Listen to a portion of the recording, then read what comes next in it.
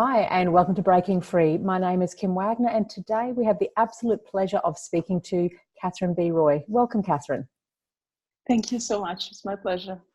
Catherine, I'll just tell everyone a little bit about you because it's quite a list. You've got a lot to go through.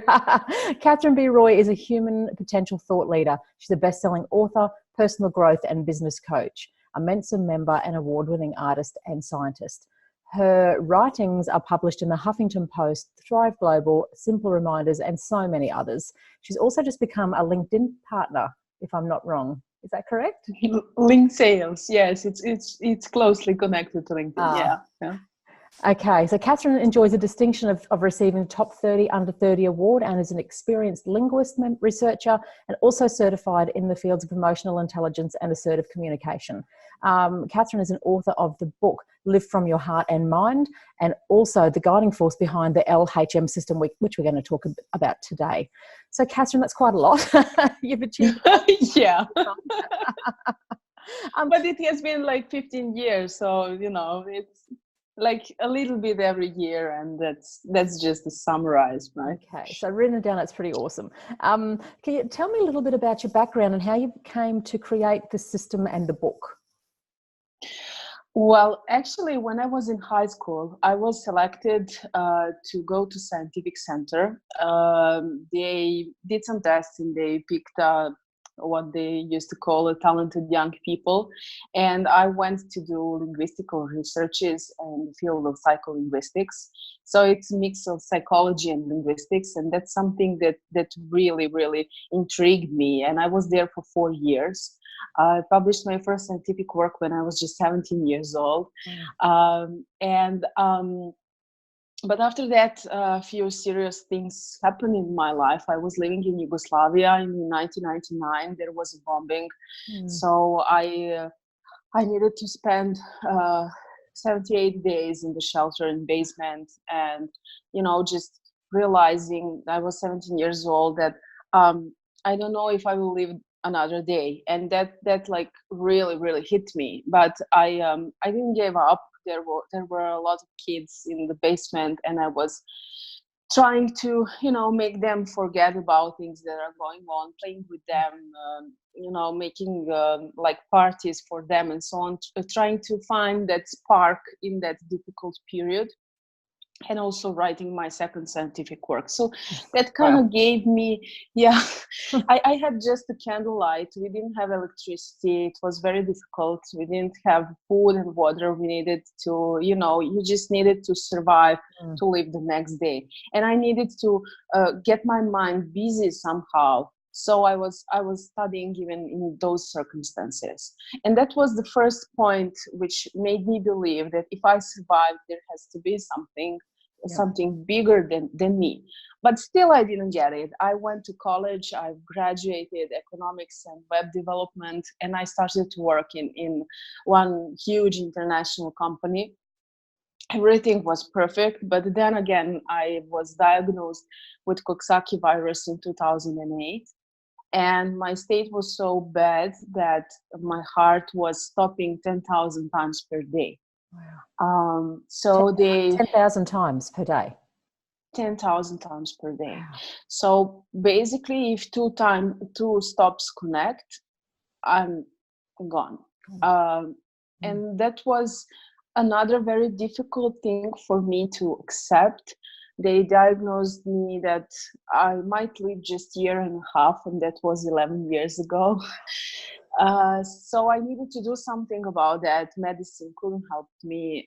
My mom took me to monastery in Montenegro on Adriatic Sea to retreat. I spent like a week there praying with monks and practically living my first spiritual awakening. And then I realized there is something bigger than we are, because after that, when I came back home and did medical examinations again, I was perfectly healthy. Wow. That's incredible. So that's incredible. That was a shock. Yeah.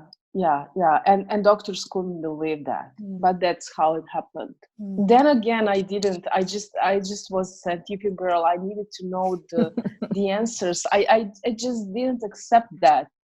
But when they diagnosed me with infertility in 2012, that was like too much for me.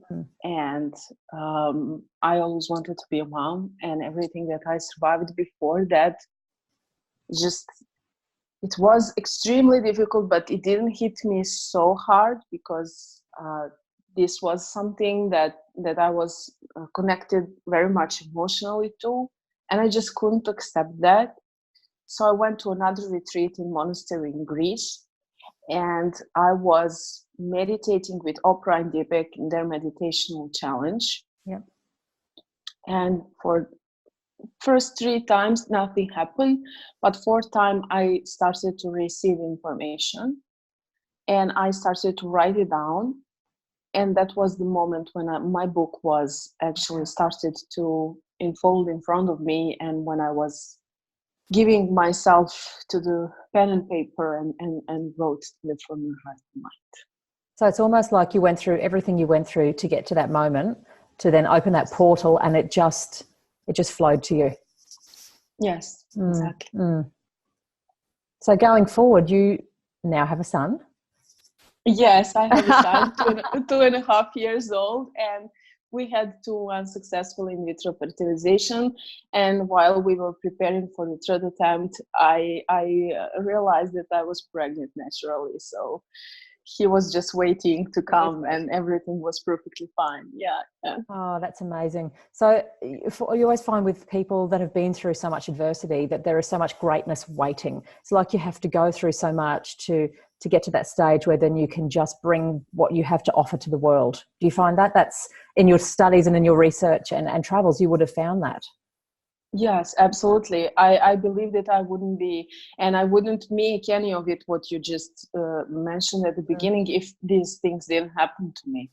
Because I went through so hard struggles in my life, facing death several times, facing something that people think is not something that you can overcome.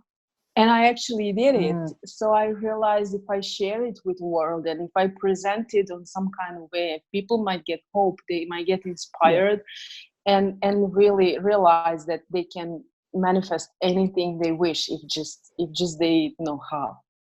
Yeah, that's exactly right. We get so caught up in the everyday things, don't we? That's all the negative things. I mean, you lived the negative things and you still managed to come through that. Yep. So that's quite incredible.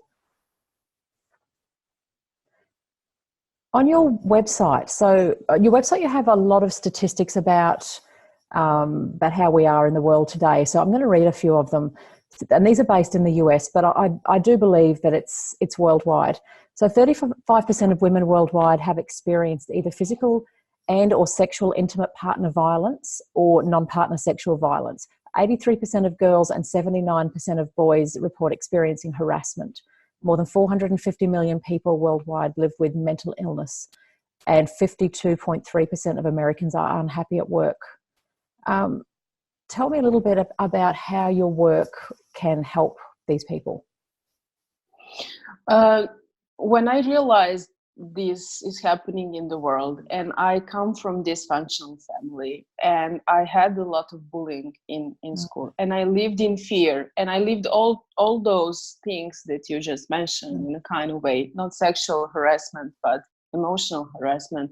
Then I just needed to work on something to try to fix that, if that's even possible. And I was learning and researching for 15 years. So I was creating LGM system for 10 years. It was very serious research. And when I did my survey, 200 people responded on the scale of 1 to 5 for all 10 elements of my system that it is needed more than 4.5. Wow. So I understood it is really needed, and I need to let people know that something like that exists. My system is actually based on 2 sides, emotional and intellectual. I believe that everything that you just mentioned comes from within, and that people who are not in pain, and that I'm excluding mental illness, I'm not a therapist, and I really don't go into that. I'm working from 0 to plus. So if we have a need for conflict in any kind of way, if we have a need to harass another people, then we have pain inside of us. Then we have some kind of emotional instability, which we were not able to overcome. So I was researching that, and I created 10 elements for the emotional side. And those 10 elements have formulas and algorithms. Why are algorithms? Because we are not, there are not two same persons on this planet. And algorithm is created so that anyone can go through it, give their own answers. So algorithm will lead them to the left or the right side to solution to their problem. So from the establishing balance, overcoming obstacles, solving problems, love relationships, friendships, everything that needs to be in alignment, it's what LHM system is fixing. So you are going deep inside and you are investigating yourself, and then you come to the point of where is really the problem and what you need to do to solve that problem. Why am I doing that? Because emotional intelligence these days, I found it's much more important than intelligence, because we are using all these devices which are helping us. So we are not even using our brain potential, and our heart potential is overcoming that. And if we don't have strong heart potential, we are done.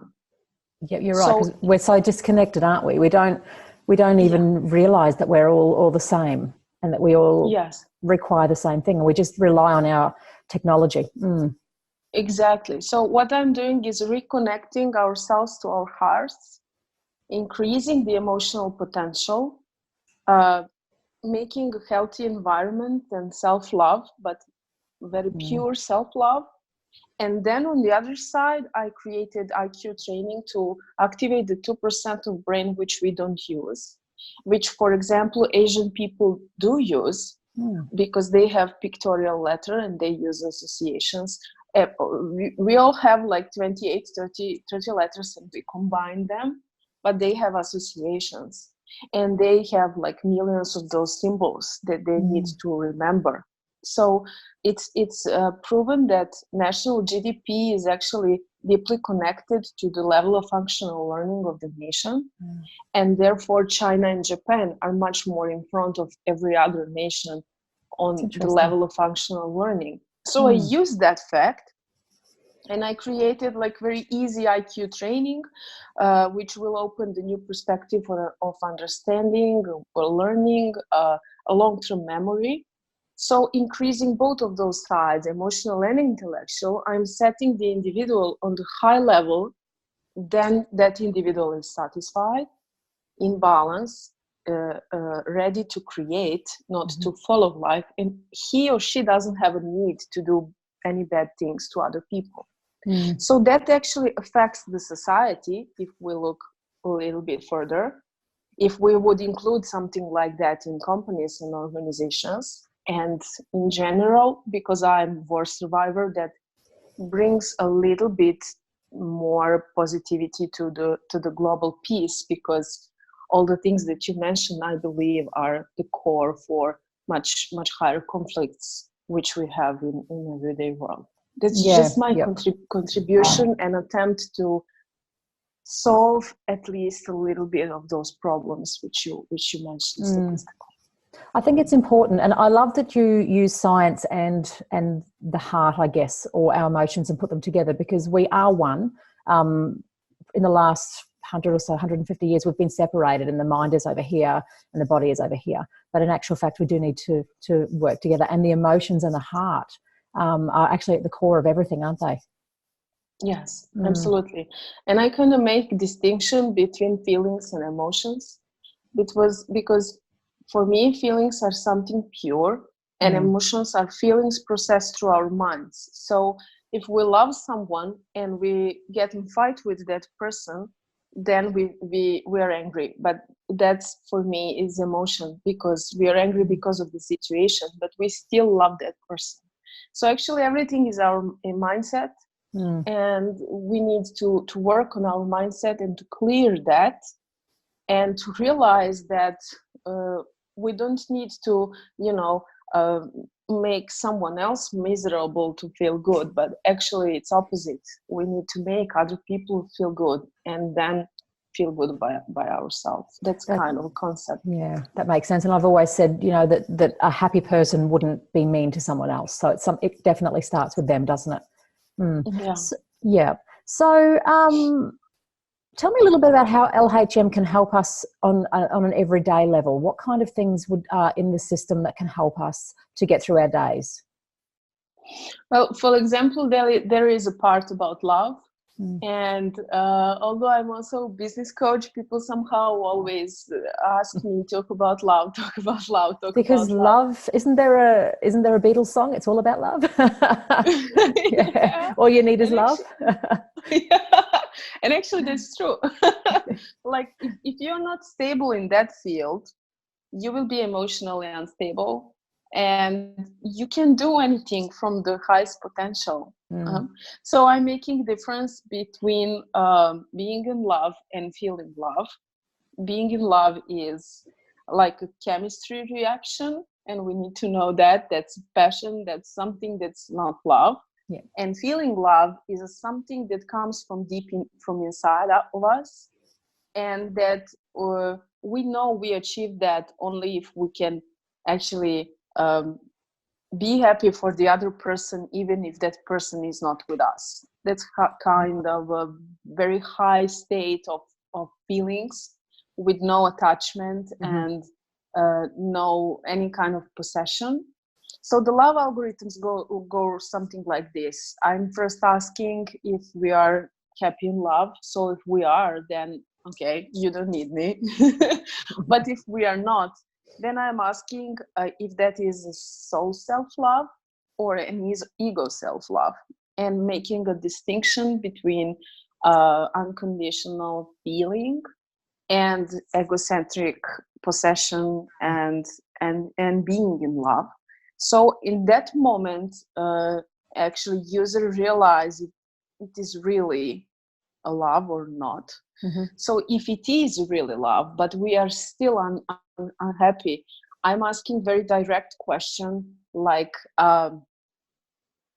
why you are with that person? Are you giving your love to the right person? What is really the reason why you are in that relationship? And going deep inside, actually we realize that there is something else which needs cure. It is always something else which happened in the past that we want to fill in that relationship. So the user realize what is really the problem, and then based on that go to use another algorithm from the system which he or she needs to solve, like any kind of problem solving or working inside or something like that. So it's basically created like a set of 10 algorithms which are connected, but they also can be used as we need them now. Oh, that's really amazing, actually, because then if we follow the line or if we follow the algorithm, we work out which way we need to go. Yeah, I love that. Yes. Okay. Thank you. on your website, you've got a blog. We've got some amazing articles on your blog, and one of them you've got is how to achieve a goal or happiness using SMART, which is specific, measurable, achievable, realistic, and timely, and then gratitude. So I find that really interesting because gratitude does seem to be a bit of a buzzword at the moment, but in my experience, you must have gratitude for everything, or in everything, and in every day. Yes, you have to start from it. I actually had a short discussion about that on LinkedIn today with one of the great influencers on LinkedIn, because he was talking about SMART mechanism, and I don't think that's enough. SMART mechanism is something that was presented a long time ago and was promoted by Brian Tracy so many times, but I feel something is missing. So I'm calling the mechanism Fly Smart, because if you know how to fly with a plane, but you are not fully in it, you will crash. So Fly stands for feel, live, and you. It is the fact that we are setting goals with smart mechanism, but how we are really sure that is our goal and that is not imposed upon us from our boss, company, our husband, whoever. Society. So again, I am pulling you back to inside to investigate if that is really your goal. And if you really feel excitement, if you really can feel that you live for it and that you are the one who is taking the action. And when you do feel that, and when you do really want to realize that and do that, then that's your purpose and your path, and that's your goal. And then you use SMART. And that fly part includes gratitude, like very, very on the high level, because since I saw that part in Secret, when they have that little stone and take them all around to, say thank you, and I started to use it, I think it definitely changed my life. So tell me, how did you start using gratitude in your life, and how did you find? I know that you're scientific, but I also know now that you've seen so much more. How have you found that gratitude has helped you? And do you have a daily ritual that you use with gratitude, or are you grateful for everything? Like, when I say everything, I mean everything, I suppose. Waking up in the morning, having a beautiful sun. Yeah, actually, there is something that happened which triggered that. When I was in monastery, which I mentioned, on a day when we were supposed to go to pray, and pray is a kind of a form of gratitude. 5 people go into that room because it's a very small room, and there is a monk. When I stepped into the room, monk said to other people to go out, and just for me to stay there with him. Wow. And then he said to me a sentence which completely changed my life and shifted my perspective. He said the illness was a sign that you were on the wrong path, and everything is going to be okay. You're not going anywhere. This world needs love, and you are love. Just be grateful for who you are. Wow, that's phenomenal. That's really deep, and it just gave me goosebumps. Yeah, me too. But I didn't understand any of it back then. I was 24 years old. I was just crying. I was crying and crying, and I had no idea. And that same year, I watched The Secret movie, which actually was on my laptop 2 years before, but I never watched it. I thought, I'm sorry for the words, that is mumbo jumbo. Okay. So I didn't believe in any of it, but I did watch it after this happened. And I saw the scene with that rock, and that boy was sick, and that's what happened to me. So I took a notebook, and I have that part in my book, and I write Fly Smart goals on the left side, and on the right side I write gratitude sentences for every of those goals. Wow. Like they are already achieved. I'm so happy and grateful now that. I'm so happy and grateful now that. And I'm just watching how my left side goes to the right side every time I do something, and that's amazing. It really is. And I guess it's even more profound because you've got a science background as well. And when you're at university and you're learning the science, it's about science. There's none of the other, as you said, mumbo jumbo kind of stuff out there, because it is a bit woo-woo when you are science-brained and when you're trained in science. So it doesn't seem real, does it? So until you've experienced it or tried it, then you don't realize how profound it actually is. And it's the key. Yeah. The key to everything. It's the key to everything. But our education and everything is just leading us to another direction. We don't learn this in schools. We just face it when there is a block on our road, unfortunately. That's right. I would like that schools somehow include that a little bit of kindness and gratitude and self-love and all of that, maybe in psychology or something like that, just to make younger generations more soft and more aware of who they really are. I mean, that's right. I think that could actually change a lot. I think that the awareness is definitely happening, and I think that the people like us that our vibration is quite high, and we are actually learning and exposing these new things. And I feel like the ripple effect does happen when we heal ourselves, we heal our families. When the mum is looking after herself, she's better equipped, I guess, to care for her family, and then they learn, and then off we go. So I think it is happening progressively. Yes, I agree. It does. I'm just, meeting more and more and more people who really are aware of that, and it's very easy to talk about that, like with you, or usually online, and we are all over the world, but somehow we find each other. I know, and we're just connected. So while technology can be a bit destructive in some ways, and other ways it brings us all together. Yeah, it does. Okay, well, Catherine, you've provided for our viewers a link for a free masterclass and also a sample of your book, which I'll actually put below the video, and I'll also put the details of your website. I'd really like to thank you so much for your time today. It's been a pleasure talking to you, and I hope to speak to you again. Thank you so much. Thank you so much. It was my pleasure and honor to talk to you. Thank you.